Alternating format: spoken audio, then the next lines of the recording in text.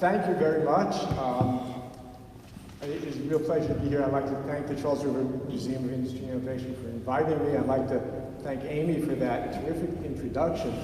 I have to say, I was walking down the street yesterday in New York, and I mentioned to someone I was coming here to give this talk, and they said, I don't think you should wear that hat. And I realized, I didn't even tell you what the hat I was wearing was. They were right. It's very hard to imagine a more appropriate place than where we are right now to talk about the history of the factory. The Boston Manufacturing Company mills here in Waltham, as Amy and Bob have said, really played a critical role in the history of manufacturing. So, we're not only in a gorgeous space, but, I think this is the first time I've ever given a talk in a place which I'm going to be talking about, and it's a kind of a special kick to do that. What led me to write this book, to start looking at the history of the very large factory, was actually relatively recent events, specifically events that took place in China in 2010. And that year, as some of you may remember, there was a rash of suicides at factories that brought global attention to a company that very few people had ever heard of, a Taiwanese-owned company called Foxconn. 18 workers between the ages of 17 and 25 attempted suicide at Foxconn factories in China, 14 successfully, mostly by jumping off the roofs of buildings. This is a pretty startling and horrifying thing, and probably would have gotten attention in and of itself, but what really made this a big international story was that the factories in which they worked were making iPads and iPhones, which were, the hottest item on the global marketplace. And, this juxtaposition of workers feeling so oppressed or unhappy or alienated that they took their lives with the Apple products, which are so elegantly designed, they're seamless and luxurious and futuristic, raised questions for me, and I think a lot of other people, what's the price? What's the relationship of this kind of unhappiness, extreme unhappiness, and the kind of modernity that we all indulge in and, many people, including me, very much appreciate. So I started looking at Foxconn. That's where I began, in the present more than in the past, and discovered that Foxconn factories are absolutely staggeringly large. The main factory in which the suicides took place is in Shenzhen, China. It's a place called the Langhua Science and Technology Park, mostly known as Foxconn City, and at the time of these events employed 300,000 workers. 300,000. It's a staggering number in a single factory complex. As far as I can tell, it's the largest factory workforce in history. But it's not unique. Actually, since then, Foxconn built another factory in central China that has almost as many workers. And there are other companies that have these super large factories in China, also in Vietnam, factories that make mostly electronic goods or footwear, sneakers. There's one sneaker factory in Dongguan, China, that in the mid-2000s had 110,000 workers making sneakers. And yet, as massive as these factories are, they are very little known outside the immediate area where they operate. I mean, I'm a labor historian. I never heard of these places. Very few people have.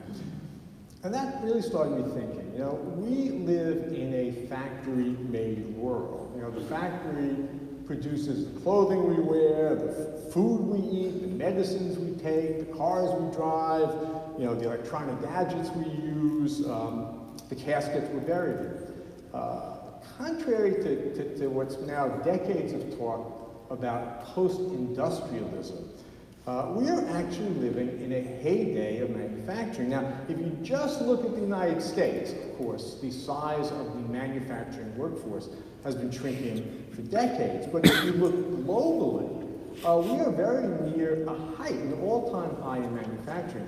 In 2010, 29% of the entire global workforce worked in industry, and most, although not all of those workers, essentially worked in factories. So, you know, it would be very, very difficult for me, for most of you, I think, to survive without factory-made goods. And yet, we pay, at least in this country, so little attention to the facilities in which these goods come out of. And what really struck me was that things were not always this way.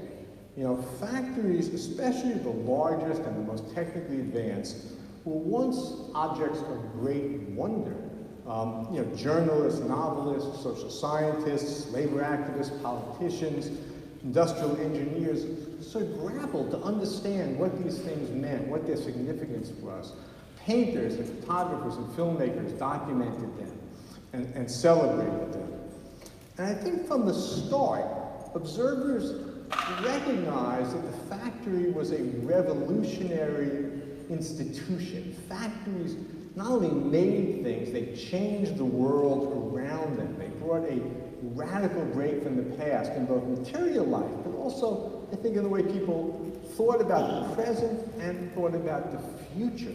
And your factories became, particularly the large factory, kind of a physical embodiment of both dreams and also nightmares of the future.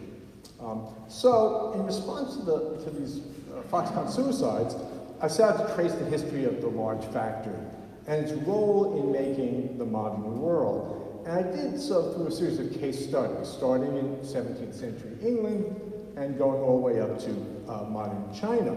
And, you know, there are a couple of things I tried to do, and, you know, one is just to understand why we have big factories at all. You know, I mean, not take that as self-evident, but to try to figure out why they developed, what determines their scale, and to chart the innovations that made them possible. Technical, architectural, social innovations. I also looked at the representation of factories, how they were seen in literature, in art, how they figured in public discussion, in political debate, as the Industrial Revolution unfolded. And I think, you know, traveling across time and space, we can see both recurring patterns, but also ways in which current industrial giants differ from the enormous factories of the past. So let me take you on a journey. Many scholars, and let's see if I can make this work. Yes, many scholars point to a silk mill erected in Derby, England in 1721 as the first successful example of a factory as we use that term today. This is a picture of that mill. This is actually from 1835, so it's over 100 years later, although the mill's still pretty much the same. This mill was designed to make silk cloth, and it seemed to bring the factory onto the historical stage, you know, kind of all at once. It kind of exploded into existence in this place. It had all the features, characteristics that I think we usually associate with the modern factory. A large workforce, in this case about 300 workers. They were engaged in coordinated production of standardized goods, using machinery powered by a central sort of motive force. In this case, it was a 23-foot water wheel. You can't see it because it was actually under the building. The river ran under the building. You know, what's so strange to me is this is, in my view, the first modern factory. And, you know, you take one look at it and you go, oh, it's a factory. You know, it looks so much like the next couple hundred years of factories that were to follow. And it represented a huge leap in scale. You know, silk thread, which is what this place produced, was primarily made until this time, at least in England, by single individuals using a spinning wheel. And that was typical of manufacturing. Most manufacturing either happened in homes or in very small workshops. A dozen people would be a very large enterprise. Suddenly we have 300 people. So the factory is born. As an actual economic model, it spreads slowly. This is 1721, and it takes you know, decades for these things to become common. But what's interesting is that almost immediately, many people began to recognize the importance of this, the scale of the operations, the ingenuity of the machinery, brought tourists, brought people who just wanted to see this thing. You know, one of the early visitors was Daniel Defoe, which was just such a strange idea to me, because, you know, I associate Daniel Defoe, you know, with Gulliver's Travels, Robinson Crusoe, you know, and suddenly, what do you want to do? Let's go take a look at this new thing under the sun. What is this thing about? And people visiting factories began to actually transform our idea of what it means to be modern. You know, until this time period, it generally was the case that people thought of contemporary life as inferior to the past. You know, you think of the Renaissance and the Enlightenment, the way they held up the ideal of ancient Greece and ancient Rome. You know, these were the superior civilizations.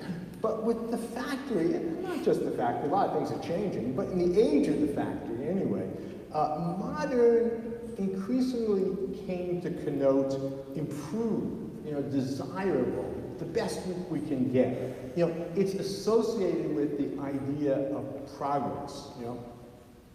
Well, it's not the silk mill that has the most practical impact, but it's the cotton mill, as the cotton industry is a much larger and more important one. And it tightens the link between the factory and ideas of modernity. By the 1790s, there were British cotton mills that had more than 1,000 workers. You know, even by modern U.S. standards, that's a big factory. By the 1830s, there were factories with 2,000 workers. And this required a whole infrastructure of modern life. You know, some of it was architectural, to build buildings that big, to support machinery and to be fireproof. They began to use iron for the framing of these buildings. Iron, you know, and in fact, the first iron frame buildings were cotton mills. To get people and goods in and out these 5-, 6-story buildings, the first elevators were developed. And you could go on. But it's cultural changes, I think, that are even more profoundly necessary for this new factory system to work. There was a guy named Andrew Ure. He was like a propagandist for the new factory system. And he said that the greatest hurdle that mill owners faced was, quote, training human beings to renounce their desultory habits of work and to identify themselves with the unvarying regularity of the complex automation, right? To attune your body to the machine. And the factory requires a whole new sense of time. You know, when you have 200, 300,000, 2,000 people working in a factory, they all have to show up at the same time, right? They all have to stop at the same time. This is a radical break from the traditional sense of time. You know, for agricultural or artisanal workers, time is set by the seasons, by the light, by the tasks that they have to do. Now it's the clock. And in fact, it's the factory that brings clock-organized time to people. You know, just jumping ahead, I'll get to it in a second. You know, when they built the first mill here, one of the things they did was they built a bell tower so that they could ring a bell to tell everybody, you like it or not, you guys show up now, right? You know, it's the bane of our existence. The alarm clock comes along with the factory. So the factory is a whole system. It's a workforce, it's a way of life, it's a set of social arrangements. And the factory as a physical place and its machinery was very widely praised, but as a broader social system, it was extremely controversial. You know, many people were highly critical of it. The biggest criticism in the early days was of the exploitation of female and child labor. And when I'm talking in this context about child labor, I'm not talking about 13-year-olds or 15-year-olds. I'm talking about 5-year-olds and 7-year-olds and 8-year-olds who were forced by their parents or by parish authorities to work long hours in cotton mills doing repetitive, dangerous work for very, very pitifully small wages. So that was one big criticism. The other was the environmental impact of the large factory once coal power replaced water power. This is a picture of a mill in Manchester. This is also an 1835 lithograph. You can see it's bigger than the previous one, but the biggest change of all is the smoke polluting the skies. And I can assure you that that canal in front of it would not be a place you'd want to go for a swim, you know. Perhaps the most famous critique, even to this day, of the factory came from the very beginning of the 19th century from the poet William Blake, who decried the coming of what he called the dark satanic mills that were blotting England's mountains green and pleasant pastures. And you know, that's a phrase that many of you have heard in the song Jerusalem. They sing it in football matches in England.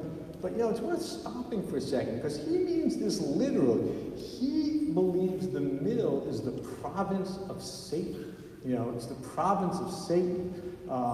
And he is profoundly critical of the direction society was taking. You know. Now, it's interesting because there's nothing unique about the factory in exploiting workers, in exploiting children, in despoiling the environment. For example, there were many more women and children who worked in domestic labor in England than worked in factories. But I think the novelty of the factory, the attention it got, made it the focus for the debate about the meaning of industrialization. And I think there was an idea that, you know, not only did it raise a lot of problems, but maybe it could be the site of solutions. When the very first English laws were passed that regulated the hours of work, they only applied to communists. They only applied, because this was seen as an area, an arena in which a new sort of progressive regime could be developed. So, you know, some critics saw the factory as, like Blake, inherently evil, irredeemable. But then there were many more, I think, who were like the Scottish writer Thomas Carlyle, who argued that the ills of the factory were not intrinsic to it. I want to read you something he wrote, but it just gets at it so clearly. He said, "Cotton spinning is the clothing of the naked in its results, the triumph of man over matter and its means. Soot and despair are not the essence of it. They are divisible from it." You know? So there's this faith that the sort of Promethean act of creating the factory, its triumph, fundamentally represents human progress, and that there are ills that come with it, but they can be solved, they can be stripped away. And I think this is a core liberal belief that begins in the 18th century, or certainly the 19th century in England, and remains very common today. Of course, other people who, you know, famous people who wrote about the factory were Karl Marx and Frederick Engels, who were writing their most famous works just in the height of the Industrial Revolution. Engels spent much of his life working in a cotton mill as a manager. And they also saw it as two-sided. They saw the tremendous suffering. They wrote very graphically about the exploitation of workers, but they also believed that the factory created a new social class, what they called a proletariat, which they believed ultimately would take power and bring about a better world using the advances of the Industrial Revolution. Precisely that quality of large-scale industry which in present society produces all misery, Engels wrote, is the very quality which under a different social system will destroy that same misery. Well, the factory left across the Atlantic, and at least at first, it left behind its dystopian, its negative connotations. You know, in 1842, Charles Dickens, the great novelist, visited Lowell, just a few miles from here, and it was the largest cotton manufacturing center in the United States, in North America. He spent a day there, and he wrote about it, and he said if you made a comparison between Lowell and the factories of England, quote, the contrast would be a strong one, for it would be between the good and evil, the living light and the deepest shadow. Okay. Now, the mills that Charles Dickens toured in 1842 were a direct outgrowth of the mill complex that we are in right now, okay? The Waltham mills were the invention point of, in a sense, I really agree with the Bob said, of the modern American factory. The driving force behind these mills in Waltham was Francis Cabot Lowell, for whom this building is named, I know many of you know this story, but for those who don't, I'll just very quickly go through it. He was a wealthy Boston merchant in the early 19th century. He spent a few years in England. He looked at the developments in textile manufacturing there, and he decided that you could make a lot of money if you could figure out how to integrate the production of textiles using powered equipment at a single site. And this was a new idea. I think, as Bob mentioned, although in England there was both power spinning of thread and power weaving with that thread to make cloth textiles, they were very, very rarely done in the same place. And in the United States, there never had been power weaving. The British outlawed the export of textile machines.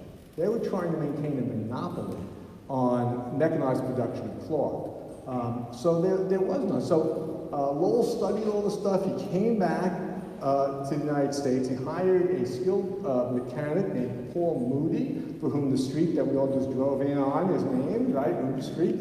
And together they built machinery modeled on what Lowell had seen. Lowell remembered and took notes, and they recreated that kind of machinery. And in the meantime, Lowell created a company called the Boston Manufacturing Company, a joint stock company, and they bought this site in Waltham to begin operations. They started with a 4-story brick mill that's still here, 40 feet wide, 90 feet long. It was completed in late 1814, and it almost immediately proved to be highly profitable. So just 2 years later, they built a second mill, somewhat larger, 40 feet wide. These things, by the way, were narrow because, remember, this is before electricity, even before efficient gas lighting, so you needed natural light. So they're narrow and long, 150 feet long, and this second Waltham mill became the template for cotton mills all across New England. The mills were eventually joined by a third mill that connected them. So today, it all looks like one continuous building, but it wasn't originally like that. Well, what made Waltham different and important? I think Bob mentioned perhaps the most important thing, the integration of production in a single firm, in a single space. The first Waltham mill was not that much larger than other cotton spinning mills in the United States, but it was the first place that did both weaving and spinning in the same place. Raw materials, basically bales of cotton, showed up at the door, and on the other side of the building, out came finished textiles. And no one had ever done this before, and the integration of production was enormously cost-saving and eliminated problems of coordination and quality control and transportation costs associated with previous systems of manufacturing.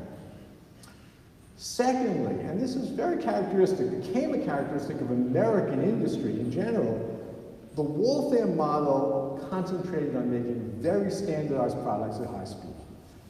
Moody and Lowell developed machinery that ran at higher speeds than the English mills, but it was less flexible. They could, in most of these style mills, only produce one product, and it was generally relatively crude by English standards, relatively coarse types of fabrics.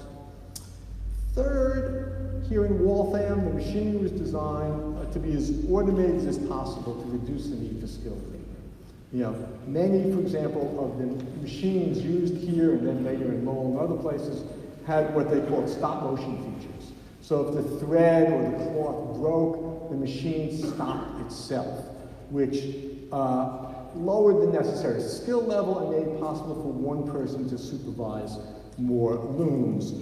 And this made it possible for Boston Manufacturing to go for a somewhat different kind of workforce than had been the case previously. It had always been the case in cotton spinning that women and children were the main workforce, but power weaving required a lot of strength, and in England it was done by men. But by simplifying the machinery, Boston Manufacturing, with the exception of a few skilled male workers, primarily hired young women as its workforce. There were other innovations too. The corporation. This was one of the first times that a corporation was used for anything besides building canals or turnpikes. What Lowell did was he brought what you might call big capital to manufacturing, which had never been done before. And of course, ultimately, this proved very, very efficient. It gave the resources for scaling up and also surviving downturns, and previewed the primary use of the corporate form in American manufacturing. One other thing I mentioned also, which I think doesn't get much attention, Boston Manufacturing did not distribute their goods the way it was typical, which was through many, many jobbers. They had only a single selling agent. And what this did is it associated the products of their mills with the company itself, right? And this was the beginning of what we today would call branding, where you associate a product with the company that made it, right? And the image of that company as well as the image of the product.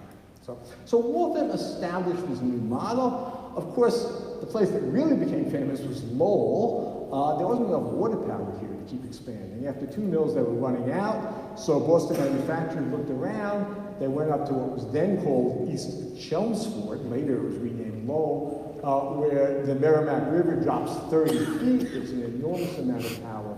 And there they built what became the city of Lowell.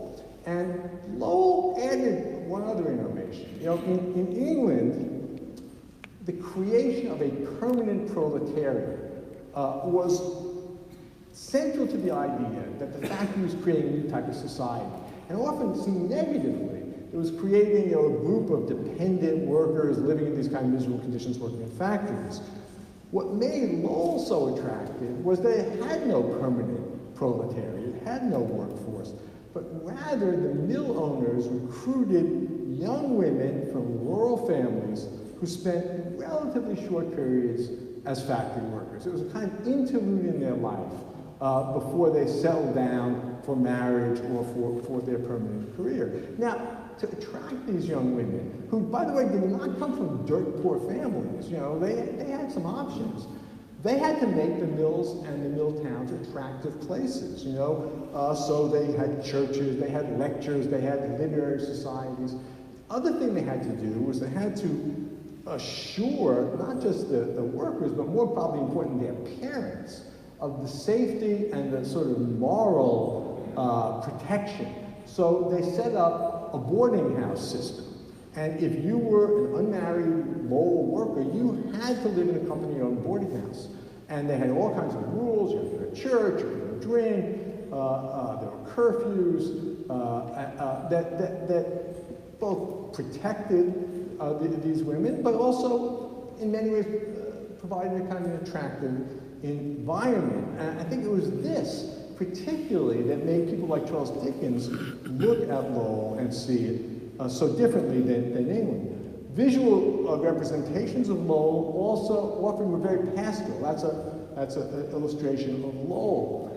And you know, it's interesting. In the era of the American Revolution, you know, we all know about Hamilton, which is the play. Hamilton was a great supporter of manufacturing, but he was the exception that proved the rule. Most American leaders opposed developing manufacturing in the United States because they thought it would undercut the agrarian basis of American society, which they believed was the key to liberty and virtue, the nature of our republic. You know, and they thought we would end up being like England if we had manufacturing. But by the 1830s, even many critics of industrial development came to believe that the physical and social setting of the United States would shape a manufacturing system without the evils that had accompanied it in Europe. And it's this illustration, you know, that's almost a visualization of that idea. It doesn't look like that, right? It's the American pasture. Okay? This was not long-lived. You know, by the 1830s, 1840s, the conditions in Lowell began deteriorating, and the young women that used to come from the New England farms just stopped coming. You know, they no longer found it attractive. Luckily for the mill owners, this coincided with the Irish famine. And suddenly, lots and lots of Irish were coming to the United States, and they replaced the native-born female young workers as the workforce. But even before that happened, as the quote, the ending of my book kind of indicates, Lowell had created a new image of manufacturing in the United States as this positive thing, as something that can coexist and with our basic values and make us a greater country. So this was a critical development in U.S. history out of the Waltham system. Well, by the mid-19th century, textile begins to get eclipsed by iron and steel making. And both in Europe and the United States, cotton manufacturing, which has been the biggest factories, now takes second place to iron and steel mills. By the 1870s, the Krupp steel works, iron steel works in Germany, had about 12,000 workers. This was also true in France, in Le Creusot.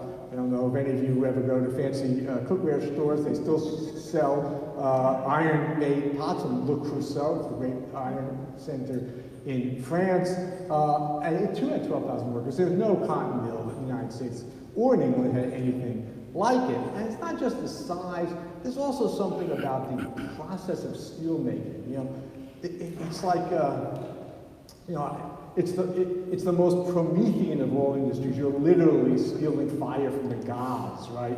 And taking stuff out of the earth and, you know, kind of magically making it into metal. There's one sociologist who started Pittsfield Steelworkers said, the very size of things, the immensity of tools, the scale of production grips the mind with an overwhelming sense of power, majestic and illimitable. And in the second half of the 19th century, there are always pictures of iron workers and steel mills in magazines. It was a favorite for postcards. This comes from, this is the Homestead Steel Mill in Pittsburgh. This is just at the end of the 19th, beginning of the 20th century. This was actually part of a series of 4 adjacent photographs that were taken by a postcard company. I only can show you one, but it gives you some, so imagine multiplying that into 4 panorama, some sense of the scale and complexity. And mills like this were often hailed as markers of national progress, of the progress of civilization, you know. It became a kind of axiom throughout the developed world that you needed a steel industry as a kind of precondition to be a fully sovereign country. It was a precondition to being modern, you know. And I have to say, I was just finishing the book. I was finished already. This belief is still shared by many today. In March of this year, Donald Trump tweeted, "If you don't have steel, you don't have a country." Right? If you don't have steel, you don't have a country. Which is a view I think that very much arose at the moment that picture was taken. Well, steel displaces textile at the forefront, the cutting edge of large-scale industry, and then it in turn is displaced as the largest and most technically complex industry by automobile making. And the introduction of the assembly line and mass production techniques really was like a second industrial revolution, dramatically increasing the scale of production and lowering the cost of producing goods. And the vehicle, didn't mean as a pun, but I guess it is a pun. The vehicle for this was the Model T, you know, which became the center for the great advance in manufacturing and the scale of production. The success of the Model T led to a scaling up of Ford's production facilities, so that by 1924, the Ford Motor Company's Highland Park plant in Detroit had 42,000 workers, you know, 42,000 workers. And almost immediately, it was too small, and Ford built an even bigger factory, the River Rouge complex, which at its height in 1929 had 102,000 workers. And that was, by the way, the largest factory that's ever operated in the United States. And these new giant automobile factories completely fascinated the public, journalists, artists, for a number of reasons. One is there was a belief that they were so efficient they would raise the standard of living. The Model T comes before the assembly line. The assembly line is developed to produce the Model T fast enough and cheap enough to meet the demand. So before the assembly line was introduced, the final assembly, after you had all the parts already made, to put together the Model T took 12 and a half man-hours, okay? Within a couple months of introducing the assembly line, they had it down to 93 minutes, right? From 12 and a half hours to an hour and a half, you know. So the productivity jump is absolutely astronomical. And people were quite fascinated by that, and they were fascinated by the physical structures in which it took place, which really came to be celebrated not just by industrial engineers, but by artists and writers and so forth. There's a great photographer, I'm sure you've all seen her work, and you probably know her name, Margaret White. She was one of the great photographers for Fortune magazine and Life magazine. I think she probably more than anyone spread the image of modern industry to the world. And she captured the age when she said, I worship factories. I worship factories. You know? And Henry Ford actively promoted this idea. He had an insight. He could use his factories to sell his products. So he made his factories into kind of advertising tools. This is the River Rouge factory. It's an aerial photo from 1920. I'm sorry, this is Highland Park from 1924, where they made the Model T. That's the power plant. It has plate glass windows, so you can walk on the sidewalk and see the engines inside. It has handsome buildings. You see the letters Ford, the 5 smokestacks. Actually, when they were designing it, the engineer said you only need 2 or 3 smokestacks. Ford said, I want 5, because I want to put my name, you know, between them. It was an advertising tool. Then shortly after this, the Model T was replaced by the Model A, and the Model A was the first car to be produced at the River Rouge, the replacement factory for this place. And Ford's advertising agency hired a guy who's now mostly known as a painter, Charles Sheeler, but he was also a photographer. And they hired him not to photograph the Model A, but to photograph the factory in which it was made, right? And Sheeler said, I speak in the tongue of my times, the mechanical, the industrial. Our factories are our substitutes for religious expression. And this is probably the most famous of Sheeler's photographs taken for this advertising campaign. It's called Crisscross Conveyors, Ford Plant, 1927. And this is inside the River Rouge plant, and this photograph was used in magazines and in billboards to advertise the Model A. You want to associate yourself with the future that's in this photo. You do that by buying yourself a Model A, okay? So Ford promoted his factories. He promoted his social system, just like the early English textile mills. A whole new set of arrangements had to be developed around the assembly line. Ford paid high wages because people quit these were terrible jobs in a lot of ways, and people quit them, and Ford managed to keep a workforce by doubling the basic salary of a Detroit unskilled worker if you work on his lines. But at the same time, he had intense regulation, surveillance of his workers' lives. They actually had something called the sociological department that sent investigators into workers' homes, and if they didn't meet Ford standards, they wouldn't get the full pay, and they ultimately might be fired. Ford thought that he was creating a new kind of society, and he thought you needed a new kind of man to populate these factories to create these great new products. And you know, today this might sort of sound wacky, but it's very widely celebrated across the political spectrum. A lot of people on the left as well as the right, many, many artists, paintings and photographs of these new mills by people like Bork White, Sheeler, and Charles DeMuth, and others, you know, focused on the scale, the symmetry, the shape of these industrial buildings. They are not being portrayed as sites of exploitation. There are almost never people in these photographs. You know, there's not a single person in that photograph. But rather, factories appear as sort of pinnacles of beauty on a man-made landscape. And even the exception to this way of depicting the factories, which is probably the most famous depiction of all, this is Diego Rivera's mural called Detroit Industry.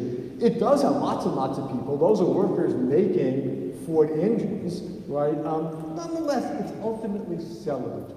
By the way, if you've not seen this and you're ever anywhere near Detroit, you should go. This is part of a gigantic assemblage. It's a courtyard in the middle of the Detroit Institute of Art with 27 frescoes surrounding it. This is just one close-up of one piece of one fresco, and they depict the auto industry with remarkable accuracy. This was the new engine that Ford had just introduced, the V8, being made in his plant. Well, this style of manufacturing, Ford style manufacturing, just like Waltham was the template for 19th century textile, Ford became the template for 20th and 21st century complex manufacturing, not just in the capitalist world, but in the communist world. And one of the most fascinating stories, which I knew very little about, that I came upon when I was working on this book, was the way following the Russian Revolution, people in the new Soviet Union debated. You know, they knew about this stuff, and they said, you know, should we follow this? Should we adopt these methods? And it was a huge debate, because some people said, look, what was the point of a revolution? The whole point of a revolution is to build a worker society, a socialist society. We have to have our own methods. These methods are designed to exploit workers. You know, it's not for us. You know, they lost the debate, actually. You know, the view that won, I think the best expression came from Leon Trotsky, who was one of the leaders of the Russian Revolution. This is what he had to say. He said, the fundamental, main, and most important task is to abolish poverty. It is necessary that human labor shall produce the maximum possible quantity of goods. A high productivity of labor cannot be achieved without mechanization and automation, the finished expression of which is the assembly line. And starting in the late 1920s, with the Soviet first 5-year plan, the Soviet Union decided to modernize on the basis of massive infrastructure and massive factories. And you know, very much the same way as in the capitalist world, the Bolsheviks, the Soviet communists, came to equate mechanization and mass production and giant factories with progress, with civilization, with modernity. Now, of course, actually putting this stuff into effect was very difficult. They didn't have the technical resources, the experience to do this. So what they did is they hired European and American experts. And although many Americans don't realize this, Americans played a crucial role in the industrialization of the Soviet Union. And they took the lead in building massive manufacturing plants that were often modeled directly on specific US factories. For example, the Soviet auto industry was centered on a plant in the city of Gorky that was modeled on the River Rouge and constructed with the help of the Ford Motor Company, with all the engineering and construction done by a Cleveland construction company. That's the first Model A produced in the Soviet Union, coming out of the assembly line. You actually see the Ford little badge in the front. I once showed this slide, and someone in the audience spoke Russian, and they translated for me. It's all, you know, boasting how they achieved the plan, and they achieved their goals, and the glory of the revolution. And just as in the United States, these giant factories are celebrated as a kind of effort to conquer nature, to leap into the future, to find a quick route to create a better life for people. So there's this remarkable convergence for a while, and then a divergence. And the split comes after World War II. And it's not an ideological split so much as a practical one. The fate of the giant factory goes different directions in the communist and the capitalist world. In the United States, leading industrial corporations begin moving away from building these giant, integrated, landmark factories of the kind that they were building in the 1880s ever forward. And what I think led them to abandon this model was labor strife. It was the strikes of the 1930s and then the big strike wave after World War II in the 1940s. Because what they discovered was that if you make, for example, as Chevrolet did, every single motor for a Chevrolet car in a single factory, you are susceptible to a relatively small number of workers who might think they're getting a bad rap or a bad job, and they want to unionize, they want to do whatever, And if they stop production, in fact, your whole empire will shut down. So this integration creates choke points and vulnerabilities for manufacturers. And this was fine in the 1920s when labor was weak, but after the New Deal, when labor is strong, they begin to move away from it and instead begin building, I'm talking about companies like GE, General Motors, and so forth, multiple smaller plants, often at the same time introducing more automation as a way to undercut the militancy of workers. So no one today would build a 102,000 worker factory in the United States. And even a factory with 5,000 or 6,000 workers is very large for American industry. By contrast, on the other side of the Iron Curtain, giant factories continue to be seen as a quick means of advance. The Soviet Union rebuilt the factories destroyed in the war. They built new ones, expanded them. They often built whole new cities around these factories, which are sometimes located in the middle of kind of nowhere. Very utopian still. Collective facilities, schools, cultural facilities, communal facilities in the workers' housing. And they spread this idea, not just in the Soviet Union, but to the newly socialist countries after World War II, in Eastern Europe and China. This is Neue Huta. It's the Lenin Steel Works. It's in Poland, outside of Krakow. It was probably the most impressive of these new post-World War II integrated steel plants. It had a whole town, city, really built around it called Neue Huta, New Mill. Neue Huta means new mill in Poland.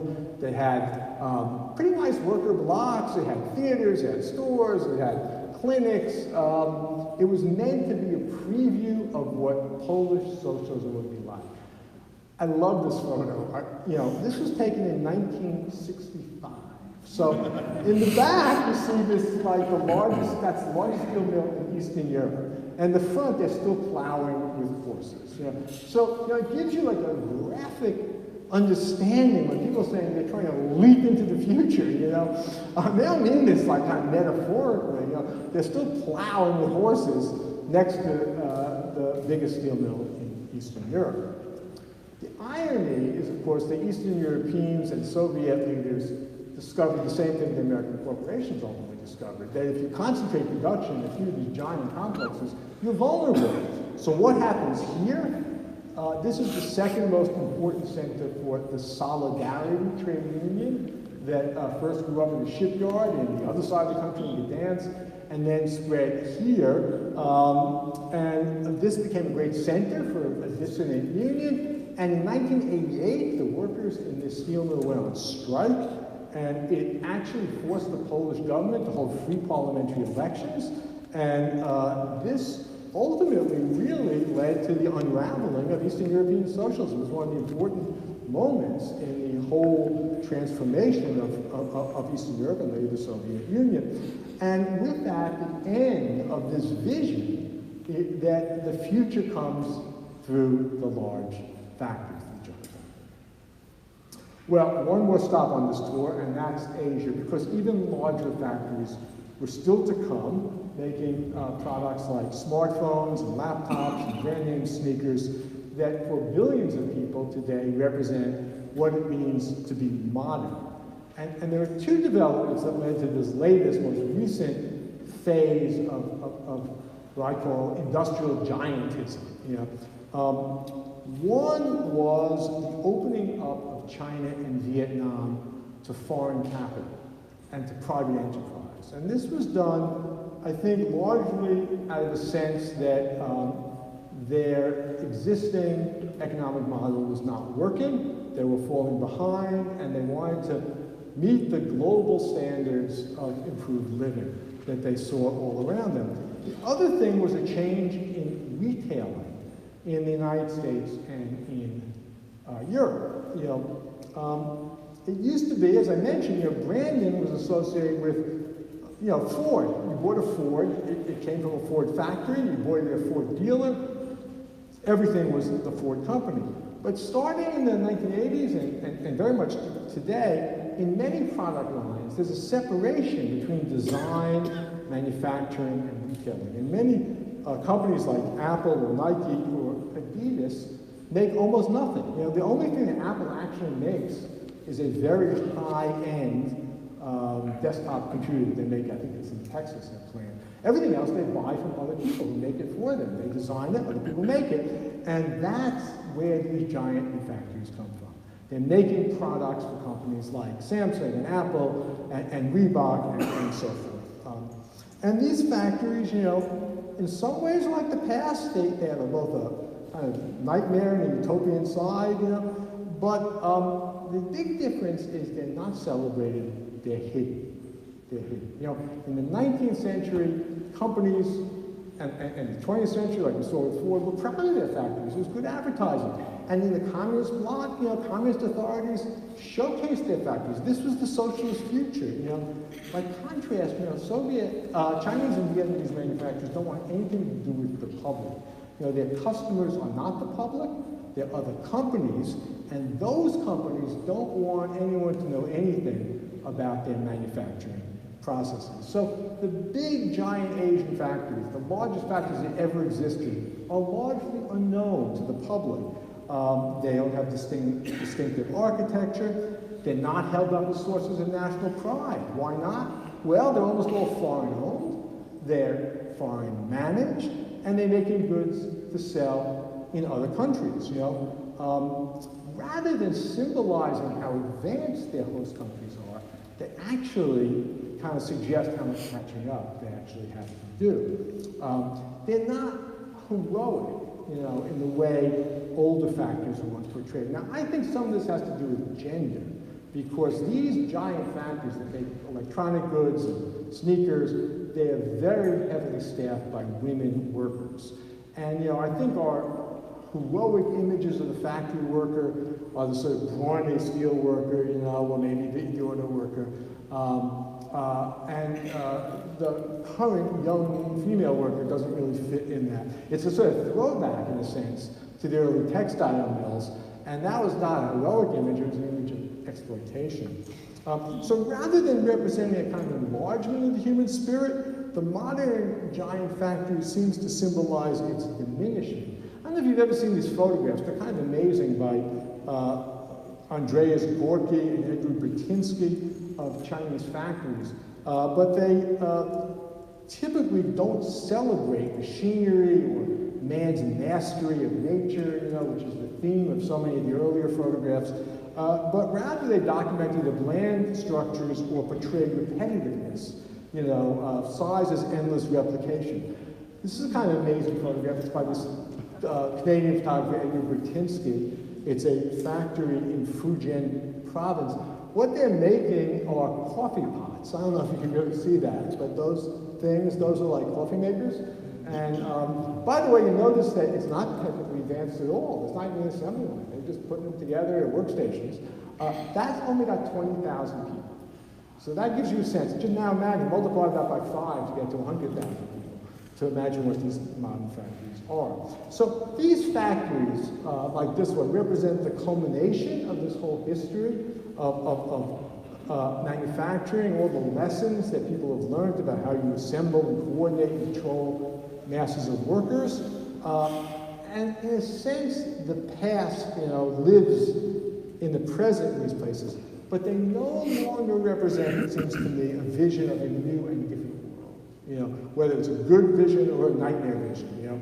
Modernity, Foxconn style, you know, may be associated with higher living standards, innovative technology, but not with a new phase of human history, which is how the early factories in England and the United States were, a new kind of class society, and the factories in Poland and the Soviet Union were in the kind of classless society. So, I've gotten you up to now. Let me conclude with a few general observations. The first is that outsized factories, big factories, have been with us for 3 centuries. 3 centuries, a long time. But no individual factory has actually operated anywhere nearly long. You know, the Derby silk factory, which I began with, actually was one of the longest operating factories. It lasted 169 years. They made silk in that building for 169 years. That seems like a long time. But when you stop and think about it, there are lots of other institutions that are individual buildings that have been operating for a lot longer than that. There are, parliaments, there are prisons, there are hospitals, there are colleges, there are optic companies that last a heck of a lot longer than that. When you look at a factory, it looks so permanent and solid, but seen from a distance, they're not. They lose that solidity. In fact, very few of them last more than a lifetime, operating as they were originally intended. Okay? In my view, it's the very dynamism of modern life that creates the modern factory that also forces many of them to close. These things arrive with explosive force, they change the whole society. Their success often rests on exploiting people who've been outside the labor market. Whether it's children or adolescents, or small farmers or peasants, or prisoners or nomads. And these workers could be exploited because they had no legal rights, they had no freedom of movement, or maybe just because they had no alternatives. And you had very large profits. But that changes. First of all, and by the way, it's true for Francis Cabot Lowell's partners. When you put a huge amount of money in machinery and buildings, you tend to get conservative, and people tend to sort of stick with what they were doing. And another guy comes along with a newer factory, with a newer method that's more efficient. In the meantime, workers protest and reformers push up labor costs, and pretty soon, you're no longer competitive. So what keeps the model going is not the ability to sustain it for, centuries in one place, but its re-emergence over and over again with new workforces and new natural resources and new conditions of backwardness to exploit. And we're seeing this right now. It's a really fascinating thing. Americans complain that the Chinese are taking our factory jobs, right? But in China itself, in the southern Chinese areas where the big breakthroughs in giant manufacturing took place, factory jobs are leaving. Why are they leaving? Because land costs have gone up, because labor costs have gone up, because you could use that area more efficiently for other things, so companies move. Some of them move to central China, where labor and land costs are lower, but more and more, many of them move to lower cost, lower wage countries like Cambodia, Bangladesh, and Ethiopia. So this is a Chinese-owned, you can see the Chinese writing over there, shoe factory in Addis Ababa, right? In Addis Ababa. The age of the mass factory is often portrayed as all but over. Automation's going to take over. There's not much automation in this factory, and it's certainly true that in the United States, we've seen a huge shrinkage of factory jobs, but I'm not so sure on a worldwide basis we're on the cliff of seeing this world disappear. But it is still true that it's disappearing here in the United States, and I think if the giant factory originally was associated with kind of utopian visions, even places like Lowell, I think its demise is often associated with social malaise, with shriveled imagination, with social problems. And I think many people feel like in places like Flint, Michigan, or Camden, New Jersey, well, the future's coming and it's gone, and I left a wreck behind it, and that's my life. That's where I'm living. So people might have sneakers, they might have a cell phone, but they don't have a whole lot of faith that a better future is coming or that they can create a better future. So, I think for most people today in the United States, the factory seems very distant from us, but it is not. Without it, we could not exist as we are. I would guess that at least half the people sitting in this room have or have had a product made in one of the factories that people jumped off the roof of in 2010. We are immersed, like it or not, in this global factory system. And, given the great costs and the great benefits of the factory, I think we owe it to ourselves to understand where it came from and what its place in the future should be. And, I'll just finish by saying I think that when I finished this whole thing, I thought, well, what's the most important lesson that this whole story tells? And to me, It's the simplest in a way. You can reinvent the world. You know, it's been done before, and it can be done again. Thank you.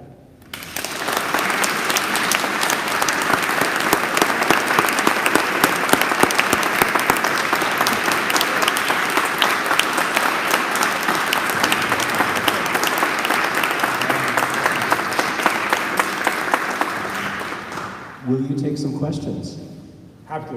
All right, and remember the rule, pass the mic around. Raise your hand, it'll fly over to you.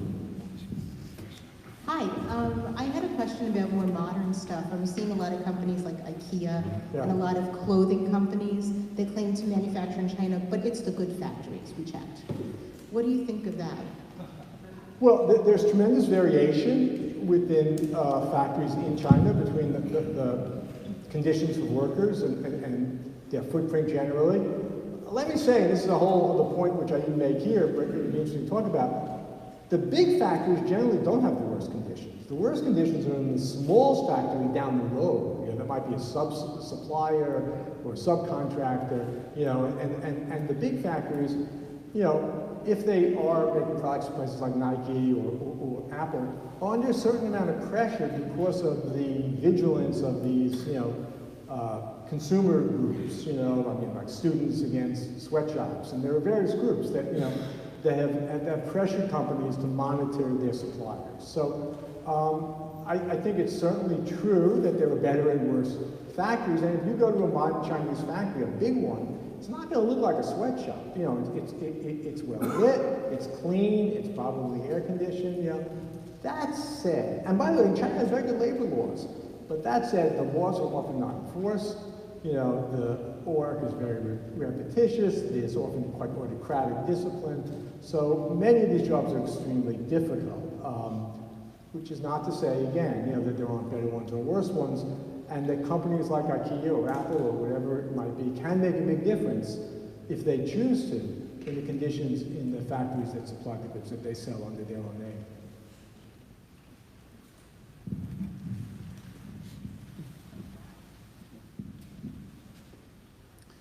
To a certain extent, it seems like factories were somewhat dehumanizing. You know, you have these images of, you know, people becoming cogs in a big machine. It was like the means of production was no longer, we had this transition from cottage industry to like the big factories, and you could no longer feel productive unless you were like just one of many people. I wonder if you thought about like maker spaces today, and the, you know, just the explosion of creativity that they engender, and whether you think that this will, you know, ultimately result in a resurgence of cottage industry. Yeah, it's a great question. I think that you're absolutely right in the characterization. You know, of course, it varies tremendously. I mean, just take an auto plant. You know, if you're working on an assembly line, let's say an auto plant in 1925, and all you're doing is putting in back seats of Model Ts every day, and you're doing it twice a minute, and you're doing that, you know, it is soul deadening and mind deadening and physically exhausting. And I think you're absolutely right. Now, of course, there are also tool and die makers in that plant that are making the equipment that's used on it, and that's very skilled and creative work. So there was always a lot of variation, but I think the general tendency is in the direction you described. I think the new technologies do have great opportunities for, again, just what you said, more creative and different ways of doing things. But what's not, and I think that we're going to see more and more of this, you know, 3D printing and all this kind of stuff.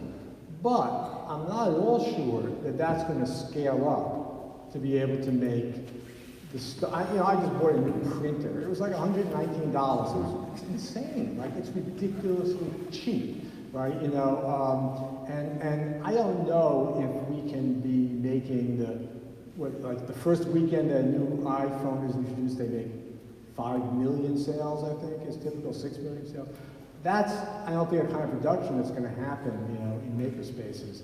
And also, you know, when you have these guys doing this stuff at wages way below what they offer in China, what's the inducement to have a maker space making your shoe unless it's some luxury good? So I think we're going to see a growing stream of that kind of manufacturing, but I'm not so sure it's going to displace the other kinds.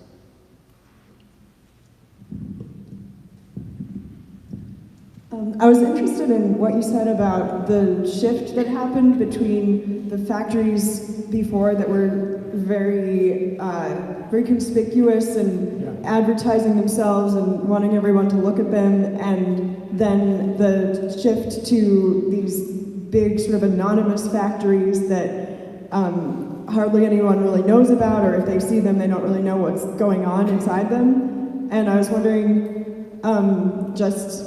I guess what your thoughts were about how that ties into some of the food production in the modern world, and how that may also have followed the same lines. Yeah, it's funny, I never made that connection, but of course you're absolutely right.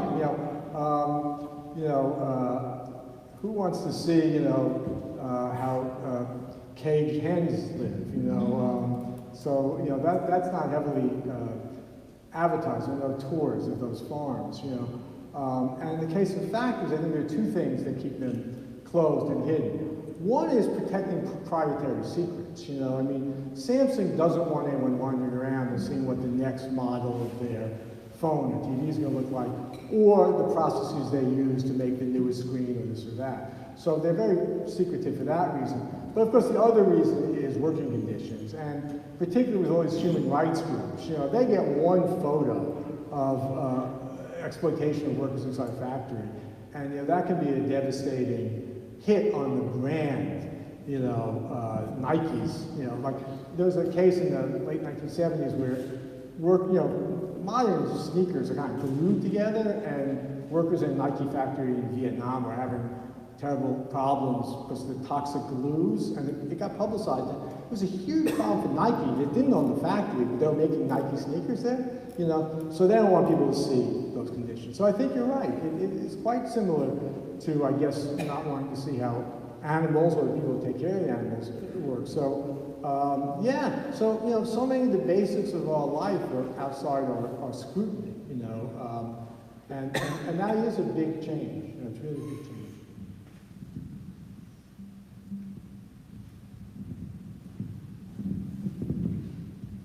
Thank you for a great talk. I was wondering, when you mentioned post-World War II, one thing that surprised me that you didn't talk about was Japan.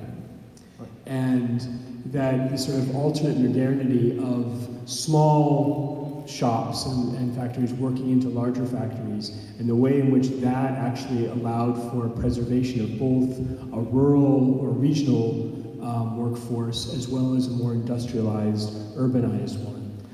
Yeah, I don't talk about Japan in the book, and it's a big hole, and there's just so much I can do, but I think you characterized it very well. It's an interesting example.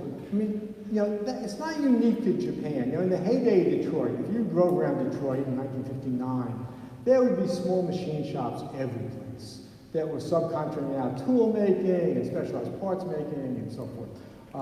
And the big companies like Toyota in Japan took this model much farther and had big networks and dual wage systems. They provided lifetime job guarantees. That's got all the publicity in their own factories. But in these contractors that were in their networks of suppliers, conditions were much worse, and whenever there was a downturn, those people took the hit. In fact, Ford's model in some ways was not very clever because he had such huge fixed costs that whenever there was a downturn, he had to absorb all this unused capacity. Toyota was like outsourcing that in a sense. The other thing about Toyota is they're highly integrated. This was true of VW also after World War II. Like even today, the main VW plant has 75,000 workers, in Wolfsburg. Nobody in the US has that. Why can they do that?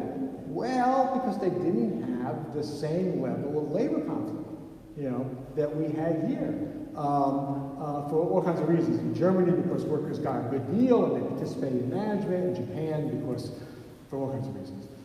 It was funny, in the 1980s and 90s, when US companies began looking at Japan and saying, we can learn from these people, and they began introducing just-in-time, supply chains and all that.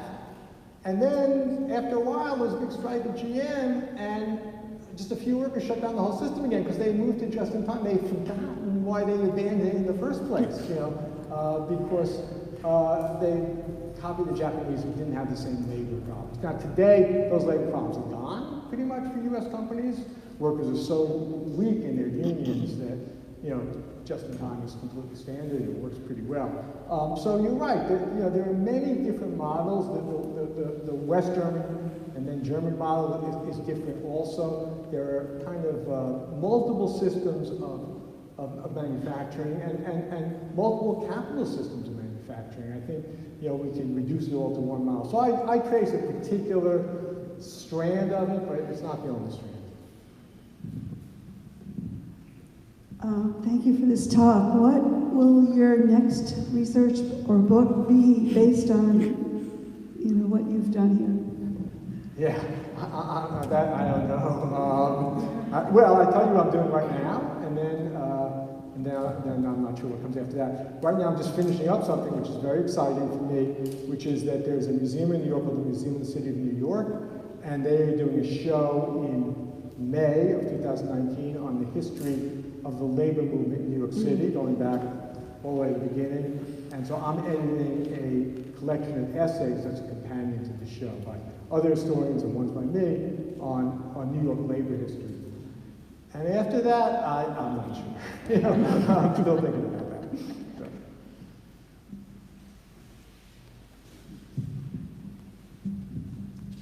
Yeah, I was wondering how much you've thought about robotics in factories. I was in a glass factory about 10 years ago, and there were a bunch of people in it, but there were some robot arms beginning to be used. And then today, just today, I saw a picture of a glass factory, and there was almost no human being to be seen in the factory.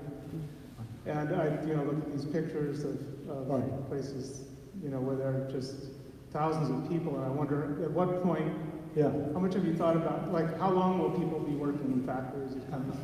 Yeah, I don't know. In the U.S., I think there is a modest revival of manufacturing, quite modest. And I think that's a good idea.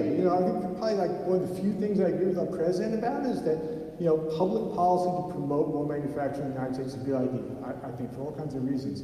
But in the United States and in Western Europe, where there are very high labor costs, robotics are being very extensively introduced, and there are niche manufacturers like artisan, makerspace type of things. But when you talk about large-scale manufacturing, new investment is almost always in pretty mechanized and automated type of facilities. And I would say that this is in many ways a very positive thing. First of all, it brings back jobs, some jobs. Second of all, a lot of jobs that are now being done by robots were not very pleasant things for people to do. My concern is not that we have robots, but that we equitably share the gains in productivity, the wealth that we can create in this system. So, I mean, introducing machinery is not new. We're seeing a particular kind now, and it does have a big impact. Globally, it's a more complicated story because this is a cost issue also. So, it was interesting. Foxconn faced a lot of criticism in 2010, and then, there are a lot of strikes in China. Most people in the United States don't realize this. They're not organized by labor unions. They're short, they're spontaneous, but there are lots of them, and they're forcing up wages. So Foxconn, at one point, said, well, we're going to automate. So they took a plant in Shanghai that had 100,000 workers. They automated it, still had 50,000 workers. So, at what point is it cheaper to just keep paying people? And that's a function of what the wages are. And the mobility of capital means that if the wages get too expensive in Shanghai, you go to Addis Ababa. Addis Ababa, maybe 20 years from now, is going to be too expensive. These cycles seem to be faster and faster and faster. But I'm a little reluctant to predict. There are a lot of people still living in very poor conditions in this world, for whom a job like this, it may be a difficult job, but it's probably a step up for them, and they're willing to work on it for a relatively low wage. So, I don't know. Thanks.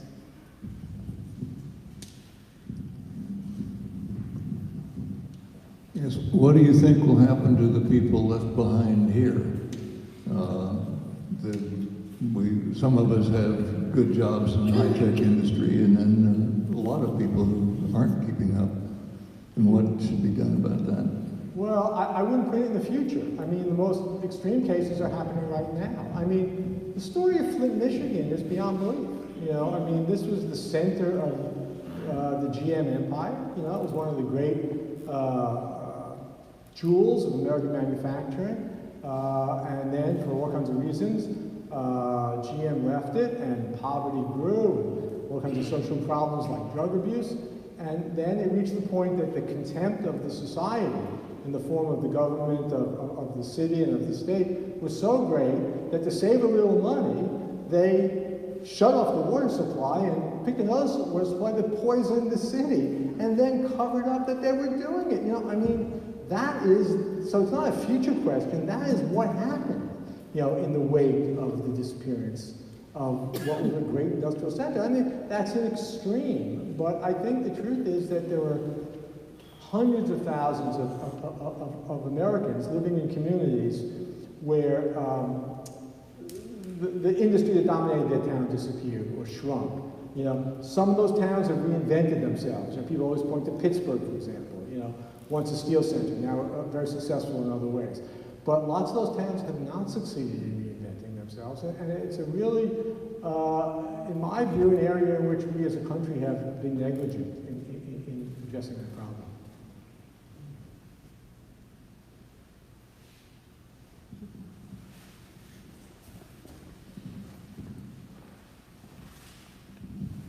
Thank you for your talk.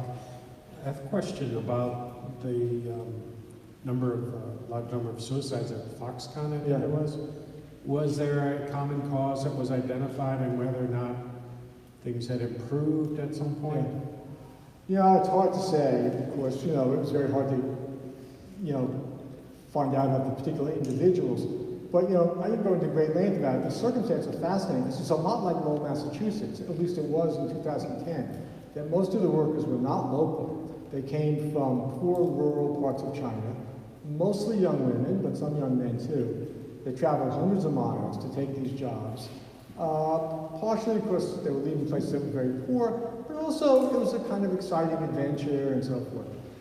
Most of them lived in kind of company dormitories, and I think for these young people, working very regimented and difficult jobs, away from their families, away from the community and the way of life they had known, for some of them, you know, this led to a lot of despair, you know, and unhappiness. And, you know, Foxconn and its customers scurried around to try to rectify the situation. And, you know, they did, you know, well, the first thing that Foxconn did, you couldn't make this up. I don't have a picture with me if I could show it to you. The first thing Foxconn did is they put netting around all their buildings so that if people jumped off the roof, they would hit the net and not get killed. So the first, you know, was not to address the fundamental problem, but to put, and there are pictures of this. There's this yellow plastic mesh netting around every Foxconn dormitory and factory that was put up in 2010. You know, it's like out of Swift, you know. But I think they did, you know, some companies tried to improve conditions, some. It was another argument that some companies used to move to the interior of China, because then you get workers who could pay, you know, these migrant workers measured their salaries not against the salaries in, let's say, Hong Kong or Shenzhen, but the salaries back where they came from. You know, so again, and so if you move closer to people, the belief is people would feel less alienated if you did that. So, so I think there was some recognition of the problem. I'm not sure there's been fundamental change, you know, but I'm not enough of an expert to really address that.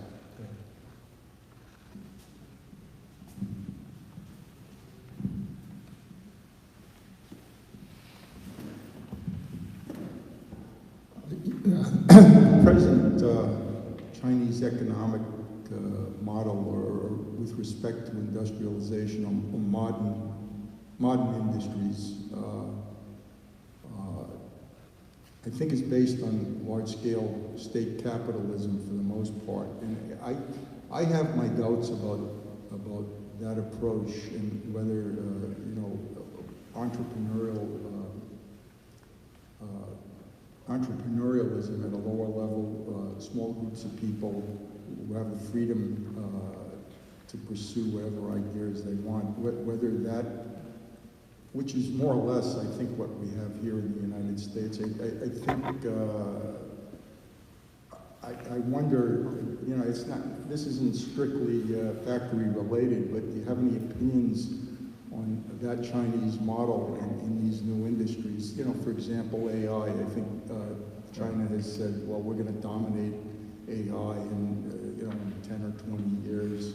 You know, I like to add always whatever AI is. Yeah. Yeah. But I mean, do you have any opinions on that? You know, the Chinese approach. I have no expert opinions. You know, I'm basically a U.S. historian, and I've learned a lot, but you know, I don't feel like a great expert. Let me just say a couple of things. You know, the Chinese model is complicated. These giant factories are privately owned. You know, and they're mostly foreign owned. They're mostly owned by Taiwanese and sometimes Hong Kong and sometimes, you know, Singapore-based companies. But they couldn't exist without the authority and the support of the Communist Party. There's a lot of Chinese industry that's government-owned. It tends to be the older industries like steel, and auto is a hybrid. So most of the Chinese auto plants are partnerships between state-owned and foreign-owned companies. So they've experimented with a lot of different models. There are a lot of things that are very unattractive to me about the authoritarian nature of Chinese society. I do have to say that, you know, if you look at the last 30 years, the standard of living of China has improved enormously. And if you look at the elimination of worldwide poverty, which, you know, for all our problems has actually proceeded over the last few decades, the biggest single contribution to the elimination of poverty is the improvement in the standard of living in China. So, you know, I think we just have to be a little careful not to, you know, glibly dismiss what's been achieved there. On the other hand, you know, whether it succeeds or whether it's a society that would be my preference for where to live, that's kind of the question.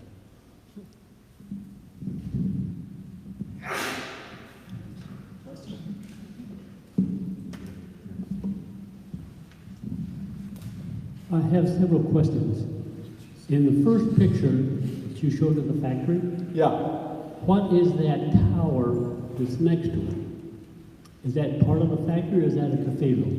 That's the cathedral. That is now a cathedral. It wasn't a cathedral at the time. It's Derby. It's now a cathedral. It's called Derby Cathedral, and it's still there. And it still looks just about the same. I was there a couple of years ago.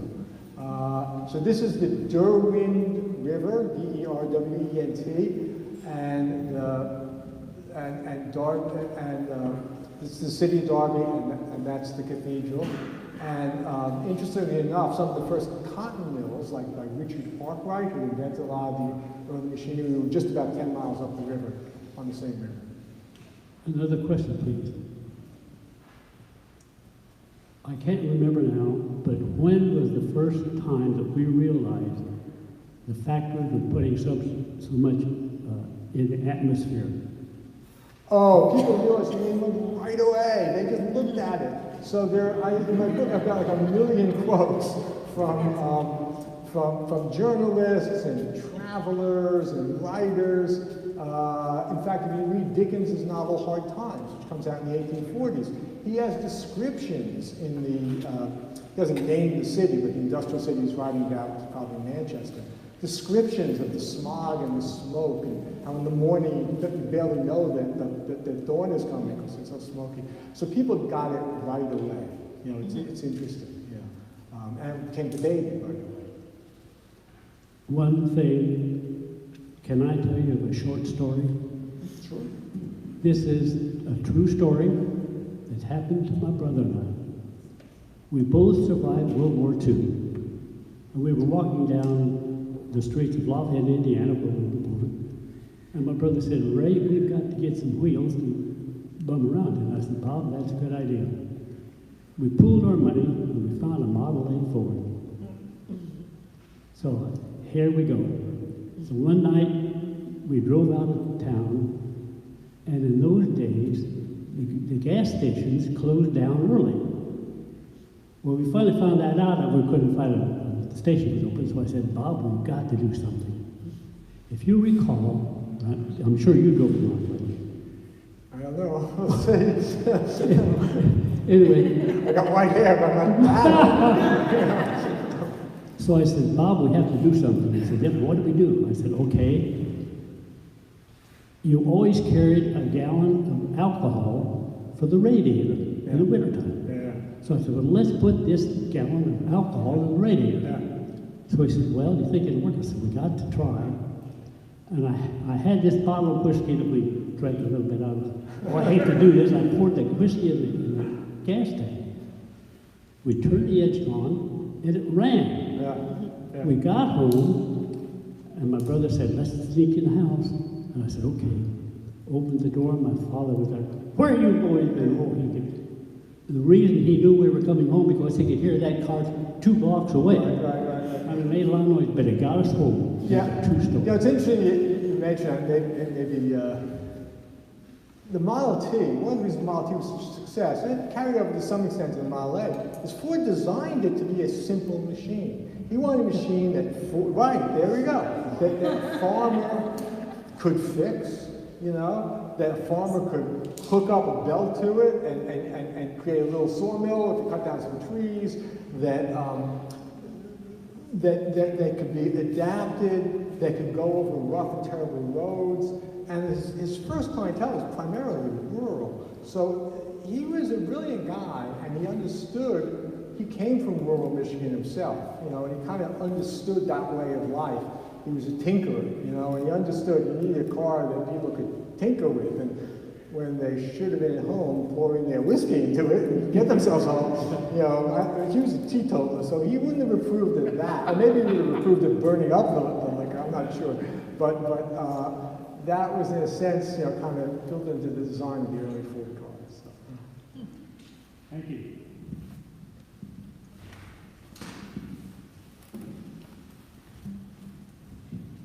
The economy of scale, thanks a lot. The economy of scale that large factories offer speaks to a uniformity of production.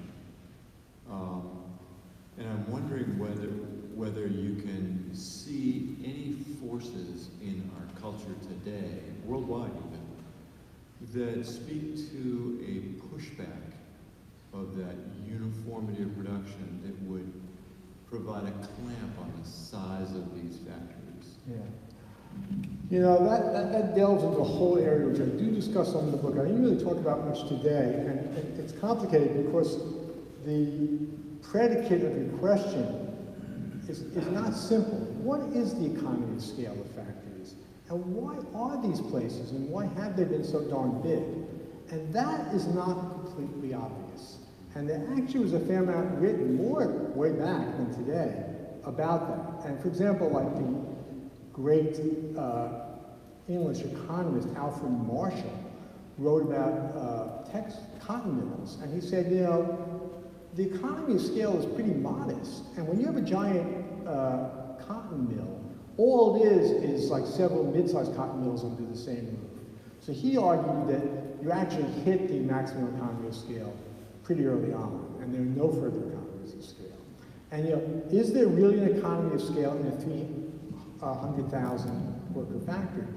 And that's a tough question, but there is actually a quote I ran across by the guy who's actually the manager of that Foxconn factory, and he said, this place is ridiculously too big. It's completely inefficient. We're crammed, we can't go anyplace, you can't manage it.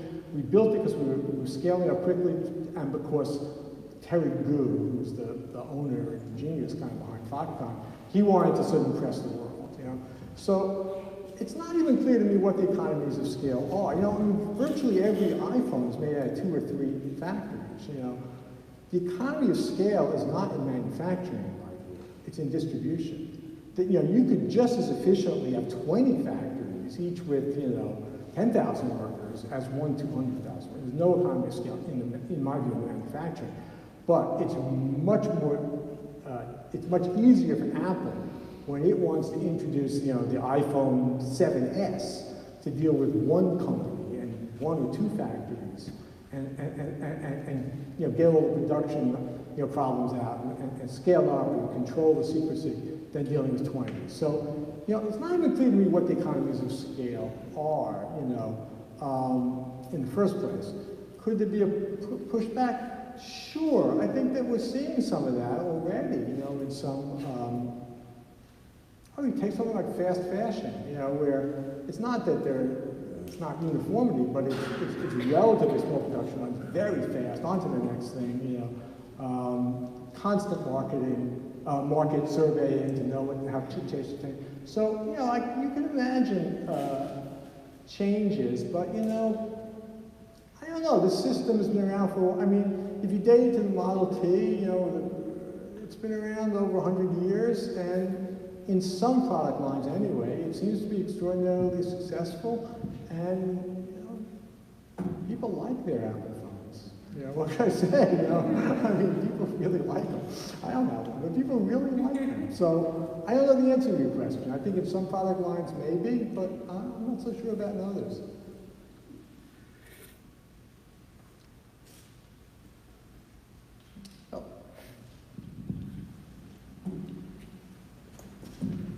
I think I've said everything I've ever known about factories.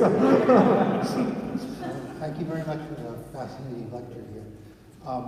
From your very first paragraph, I've been wondering, there's a population of 300,000 people at the factory, and 16 or 18 or however many committed suicide. What kind of suicide rate would you expect in the general community? That was Steve Jobs' oh no, it wasn't actually, it was Terry Gu's response. He said, oh, we got so many people, you know, yeah, that's kind of what you expect. People, you know, people commit suicide. And you know what got Terry Gu moving? I mean, I hate to be a little harsh about it, but what got Terry Gu moving was that the stock of Foxconn started falling, the stock price, the share price, because that argument didn't flow very well. And it's true that young people commit suicide, but that was certainly above the rate. And it was clusters, you know, they were happening. And in fact, not only was it clusters, but then it got so politicized. Workers were getting on roofs of factories and threatening to jump off unless, you know, conditions improved. So something was going on. I mean, your point is a legitimate one. You know, I mean, when you have such large numbers of people, every form of human behavior is going to be happening. But I think it was more than just the total numbers involved. Thank you. Just to bring it back to full circle, as I understand it, this mill was the creation also of a social system and a social, an entire community, if you will, right, of the workers and the women workers, and especially that's so in Lowell. That's also very specific to textiles, I think.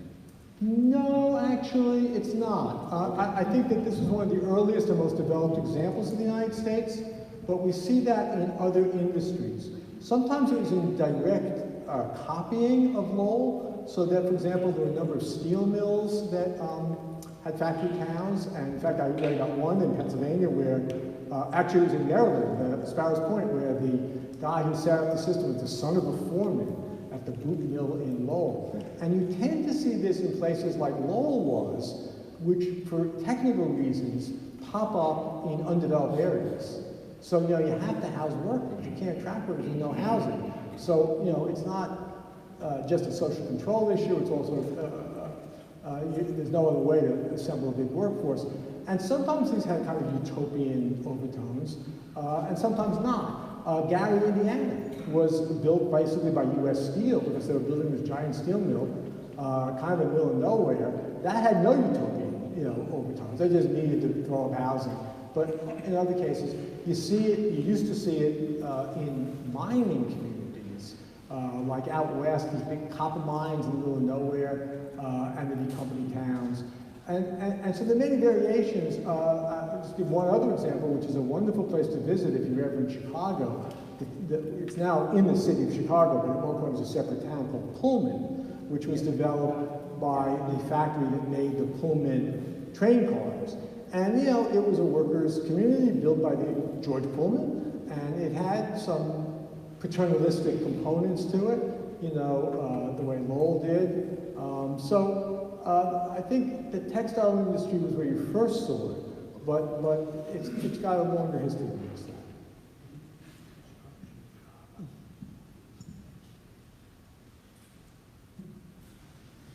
Declare victory? I think so. Thank you.